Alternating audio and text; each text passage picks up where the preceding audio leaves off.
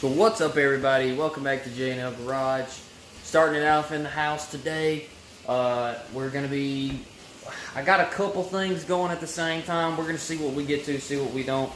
But what I would really like to do today is get the old Chevy up to the point of where it's able to run easily. So, not gonna lie, I have done some work off camera. Pardon. I've got the intake on the ground, obviously, but I bought a new air filter to go to it because I rebuilt the carburetor. There's tons of videos out there on that. These things, they're not that hard to rebuild, I don't think. However, there are lots of little tips and tricks to them. And there's a super detailed video on there that I watched, and I just couldn't see the point of me filming that process. I also got a new battery from O'Reilly's that I'm gonna be putting up on the charger here in just a minute. But today, what I would really like to do in this thing is the starter shot on it. I would love to get the old starter off at least. My dad has a mini high torque starter that he said I can have. Super grateful for that. So I think I'm going to be putting it on here probably today. That's another reason why I've pulled it up onto the gravel here, so that I've got a nice place to work. Nicer place to work on it in.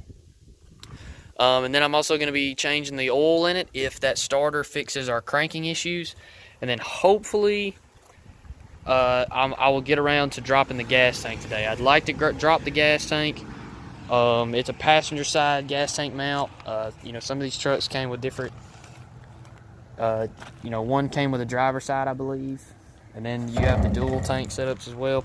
Now I don't know for sure what shape this gas tank's in, but with the cap off, I can smell the old gas smell. If they had smell tube out there, I could let you guys smell that, and I'm pretty sure you'd come to the same conclusion.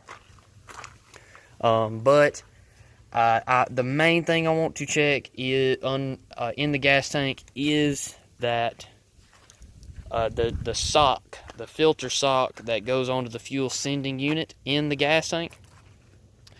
Make sure it's not clogged up. Obviously, make sure there's not a whole bunch of rust and buildup in the bottom of the gas tank. When I shake the truck, when I shake the gas tank, I can't hear a whole lot of gas in there, but the fuel gauge reads past full. That could just be, some corrosion on the ground for the fuel sending unit, or it could be the fuel sending unit itself is bad. Who knows? I won't truly know until I get it off there. But that's enough rambling. I'm fixing to get started now, and then before this is over with, we might be working on the dirt track car motor. So you guys just bear with me and try to keep up today, because we got a lot going on. All right, you guys. So we're in Reba now. The power company showed up. They're having to install some switches or something on the power lines. So good opportunity for me to go get some lunch, and also I need to go grab the starter and an oil filter wrench from my dad's place anyways. So while the power's down, even though I'm not using the power out here anyways, the battery charger's not charging and everything. So and I've got the oil draining on it, but we will be back. They've got 2 of these to install, so they're gonna be here for a little while. But I figured this is a pretty good time to just go on ahead, go grab some lunch real quick, probably some Taco Bell because it's fast and easy, and then we'll work on heading back to my dad's place to get up some tools and stuff to do some more work on the truck, and then I'll catch you guys up whenever we get to my dad's place. All right, you guys. So I have been tinkering with it off camera again. I don't have my tripod stuff over here, but I have managed to get the starter off, and the crap that fell out of the starter, I'm surprised it was turning over to begin with. but nonetheless, I have gotten it off, and I've gotten a price check on it at the local parts house for a new one, and it's going to be here in the morning, so it's looking like we'll continue this video tomorrow. Alright, so it is the next day. As you can see right here, I have went and gotten the starter, remanufactured, cheapest one they had at the local parts house. But we're not going to actually start putting this thing on right now.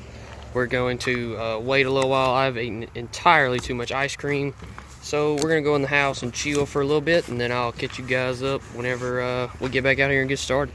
Alright, you guys, so under the truck now.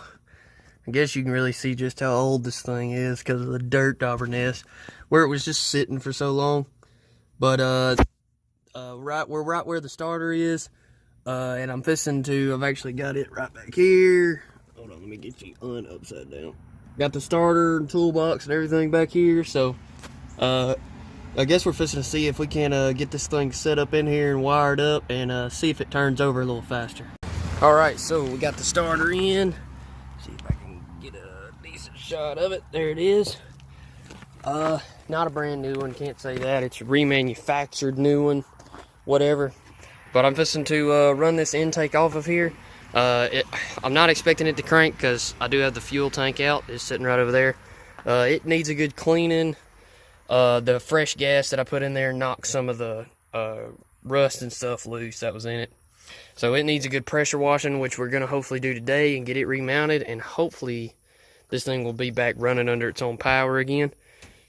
But right now we're going to hook the battery back up and see if she spins over a little better.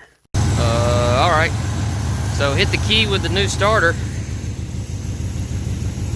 I guess it's running off the fuel in the carburetor bowl.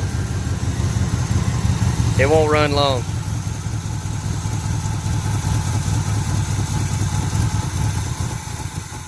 And there she went. Alright, so unfortunately it got too dark last night for me to film. But I did end up getting the gas tank in, fuel filter, and I did get to start it. And it's running a ton better. But I figured I'd show you guys this. So the sock on the fuel sending unit was pretty corroded, and it was just old. So I cut it off of the old fuel sending unit and rewired it in right here. So now my fuel gauge works. And now I've just got an inline fuel filter that I can easily get to and change as I need to before it gets to the fuel pump. You guys have already seen the starter.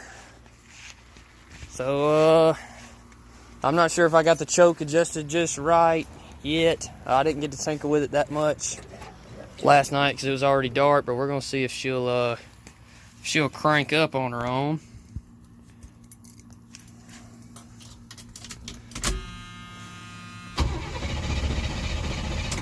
No, sounds like he's gonna need a little bit of persuasion.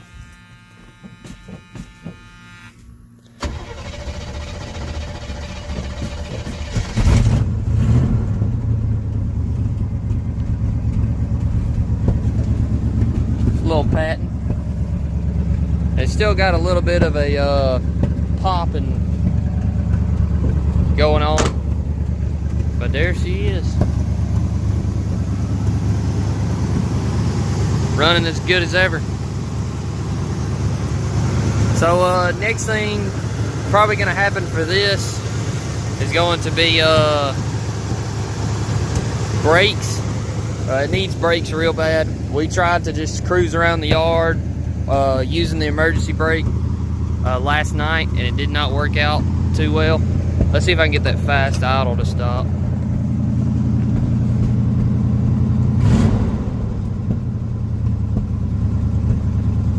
There, we can idle down a little bit. But anyways, it still runs really good other than the spitting. I'm not sure what that's coming from yet. Like I said, I haven't done a whole lot of troubleshooting on it. But there she is, she's up and running. And now the awesome part now is I can shut it off and it usually will crank right back up.